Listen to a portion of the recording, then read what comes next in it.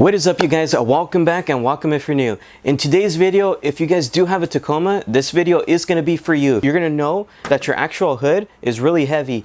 So in today's video, what we're going to be doing is actually getting rid of this rod right here, and I have the solution for you guys. That way you don't have to worry about this heavy hood anymore. It'll just go ahead and open up on its own. So let's go ahead and get into the video and I'll show you exactly how to do it. Alright, so of course, like always, before we get started, I'm going to show you exactly what we're going to need to accomplish this install. It's not that hard, believe me. Over here, you are going to need a actual rivet gun that is capable of handling a 3/16 rivet, and then you're also going to need a tape measure. You're also going to need some blue tape, just like that, and you're going to want to go ahead and get a Sharpie. You're also going to need a 3/16 bit right here because we are going to be drilling a hole into the hood. To get a center punch, of course, you're going to want to go ahead and get a drill. You're going to want a hammer of some sort to be able to use the center punch. You're also going to want to go ahead and get touch-up paint or just car paint like what I have here, because I don't have touch-up paint. So let's go ahead and now show you what comes inside the actual box when you get it from TACOMABeast.com. Alright, let's go ahead and show you what comes inside the box. So you're going to get your 2 shocks. You're going to get 2 of these smaller brackets. You're going to get 2 of the bigger brackets, which I'll show you what they do in a minute. And then it also comes with the provided rivets that you're going to need to do this install. And it also comes with a very handy instruction manual and a sticker. The instruction manual is very in-depth, and it also comes with color pictures, so that's pretty awesome. The first step here is, of course, open up your hood. Right here, you want to go ahead and get your masking tape. You want to go ahead and get your tape measure, and you want to get a fine point Sharpie marker. First thing I'm going to do, this is going to help me out for when I do the markings, is I'm going to go ahead and cut a piece of tape off. Roughly about this size, and looking at the hood right here, you're going to notice there is a creasing. I'm going to go ahead and place the tape right above it, just like that. Alright, so the reason we're placing the tape there is because right now what we're going to be doing is we're going to get our tape measure, and we're going to go ahead and measure from the starting point of the hood hinge, and we're going to go ahead and measure up, going 19 inches. As you can tell, we did mark our dot on the 19 inches. One pro tip that I can give you guys is go ahead and cut another piece of tape and go where the 19 inches is, and then place that piece of tape there as straight as you can. Then that way you can use the end of that piece of tape to get you an exact of 19 inches. So let's go ahead and now keep measuring. Now that we have our measurement of 19 inches, we're going to go ahead and need to get a different measurement. The bracket is going to go about here, so what we're going to be doing is we're going to go ahead and get the measuring tape, start it from here, and measure in 2.5 inches. So let's do that now. I'm going to start about here and measure out about 2.5 inches. Stated, you don't need to do this next step. I just like doing it for precise measurements. But as you can tell, we already made the mark. So we're going to go ahead and now just kind of place the edging of another piece of tape where the actual 2.5 inches is, just to get the precise measurement right about there. Okay. For this next step, you're going to notice that you do have 2 different brackets.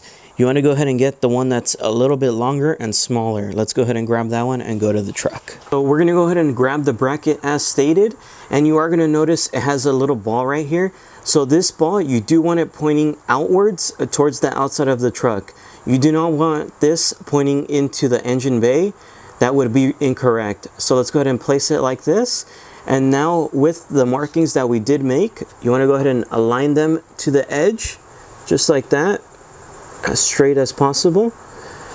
Once you do that, you want to go ahead and get your marker and circle in the hole. Now that we've made our markings where we're going to be doing the hole, you want to go ahead and get a center punch and a hammer. Of course, I know this isn't a hammer, but this is all I got.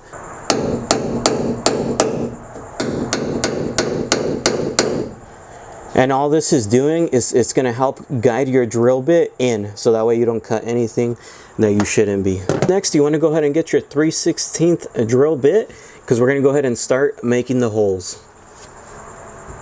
You want to apply some pressure and start drilling. One thing I did want to note, when doing this, you do want to be very careful because you don't want to drill all the way through your hood. Now that we've made our holes, you want to go ahead and remove the tape.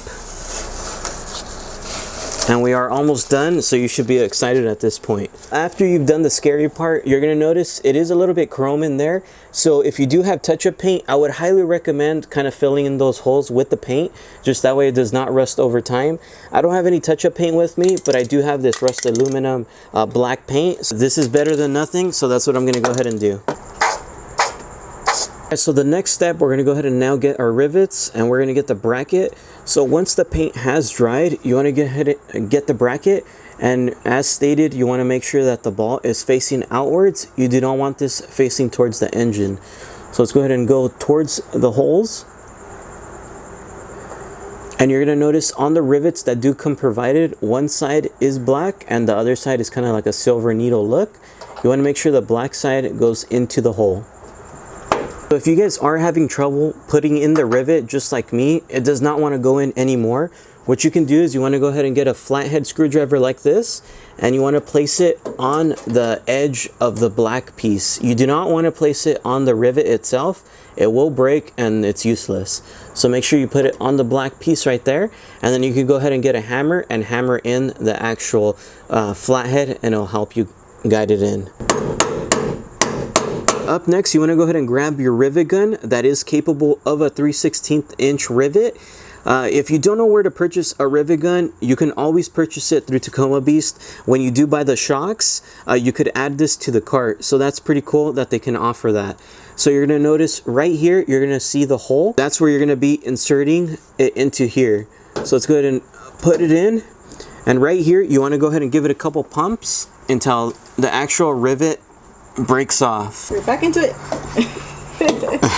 So you want to repeat the process, do the second rivet.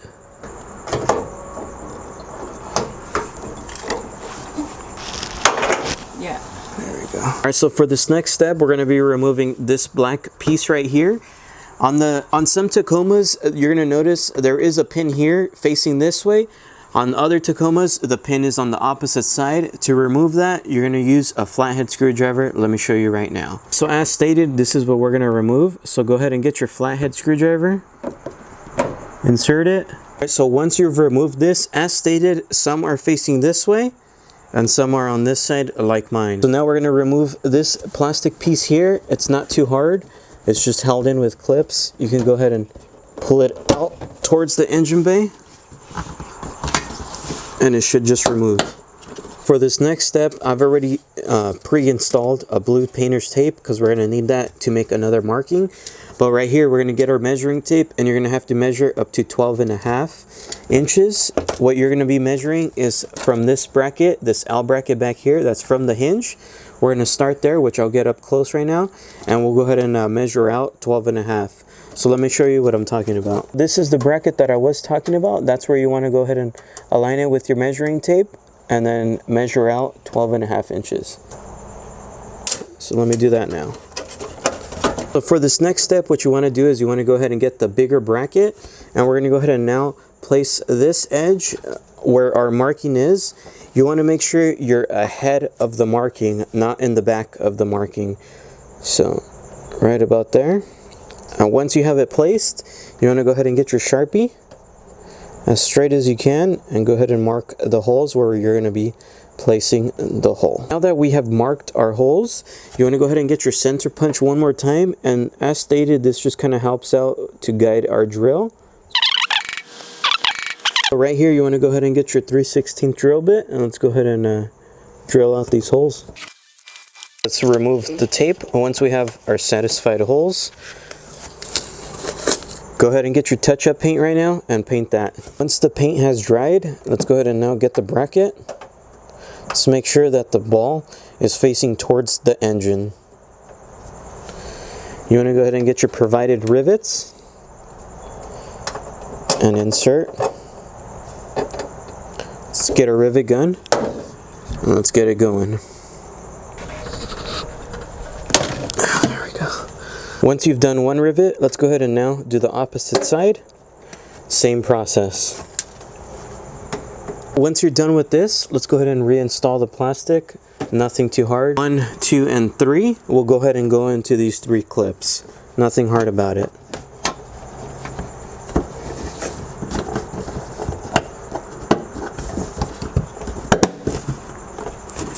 Don't forget to put your pin. Nicely done. Let's go ahead and now install the shock. So up next, we're going to go ahead and now get the actual shocks, and we're going to be installing them now. So you're going to notice the main portion of the thickness is on this side where the redline tuning is, and you're going to notice there's a skinnier side, which is the part that goes into the shock. So the thicker side is going to be at the top. There is an insertion for the ball. You want to make sure that goes in.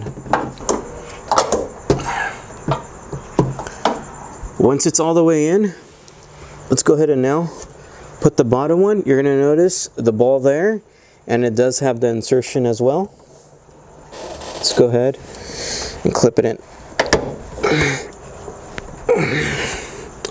So there we go. Now that we have completed the driver's side, let's go ahead and move on to the passenger side and finally enjoy these comfortable shocks versus having to prop up that one rod to hold up your hood.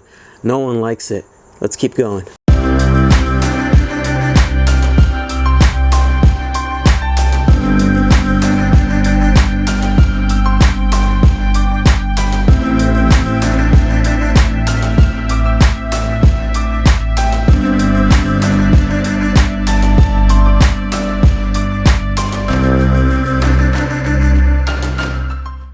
Alright, so I hope you guys did enjoy today's video. The cool process of this and what kind of helps out is, check this out, you guys.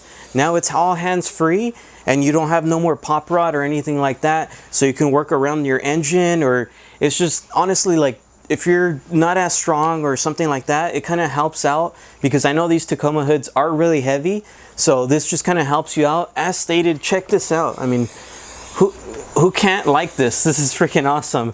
So I hope you guys did enjoy it. If you do want to purchase your own, they do make different models. So as stated, the link will be in the description box below. You can go ahead and get your pick. The one that I do have here today is the ones that are the Pro Lift. So if you want the same ones as me, it's there. And as stated, if you do need the actual rivet gun, you can go ahead and also add it to your cart when purchasing these bad boys. So I hope you guys did enjoy today's video. Please make sure to like, comment, and subscribe. I'll see you guys next time. Peace.